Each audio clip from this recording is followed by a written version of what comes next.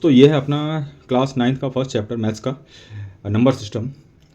यहाँ पे अपन थोड़ी सी शॉर्ट के अंदर पहले नोट्स की बात कर लेते हैं कि इस चैप्टर में हम क्या क्या पढ़ेंगे। तो इस चैप्टर में हम पढ़ेंगे rational number, irrational number, real number and their decimal expansion, operation on real numbers पढ़ेंगे, law of exponent for real number पढ़ेंगे। ठीक है, अब इसके अंदर हम क्या, थोड़ा सा मैं आपको पॉइंट बता देता हूँ कि नेचुरल नंबर क्या होते हैं। नेचुरल नंबर वो नंबर हैं जो 1, 2, 3 या इससे आगे चलते चले जाओ आप, ठीक है ना, ये सारे नेचुरल नंबर कहलाते हैं। इनको हम एन, कैपिटल एन से दिखाते हैं। होल नंबर क्या होते हैं? होल नंबर जो स्टार्ट होता है वो स्टार्ट होता है 0 से, 0, 1, 2, 3 एंड सो ऑन। और इसको हम किससे डिनोट करते हैं? डब्लू से, डब्लू से डिनोट करते हैं होल नंबर को। अब आता है इंटीजर्स। इंटीजर्स क्या है? इंटीजर्स माइनस से स्टार्ट होता है, प्लस से भी स्टार्ट हो सकता है, जीरो भी हो सकता है, मतलब नंबर लाइन के लेफ्ट और राइट दोनों तरफ चलता है। -3, -2, -1, 0, 1, 2, 3, 4, 5, 6, 7, 8, 9, 10 ऐसे चलता रहेगा। इसको हम किससे दिखाते हैं? इसको हम जेड से दिखाते हैं।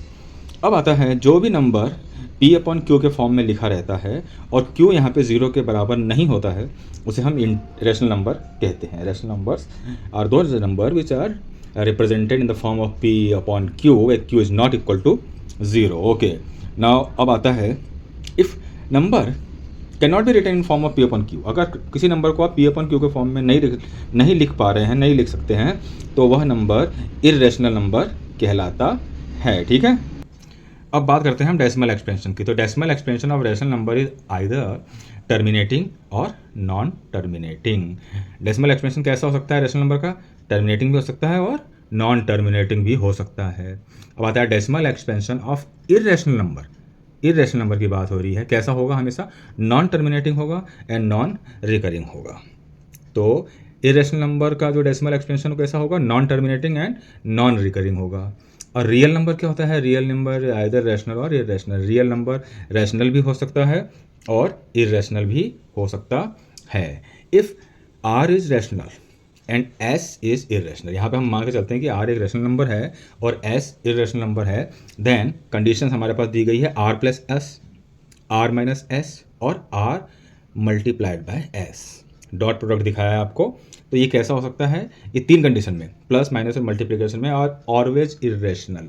अगर एक रैशनल और दूसरा इरेशनल है तो प्लस माइनस और मल्टीप्लाई के केस में हमेशा इरेशनल नंबर ही रहेगा। बट लेकिन अगर हम उसको डिवाइड करते हैं, where rational number is divided by irrational number, it may be rational और इरेशनल, तो वह रैशनल भी हो सकता है और इरेशनल भी हो सकता है डिवीजन के केस में, खाली डिवाइड करने के केस में।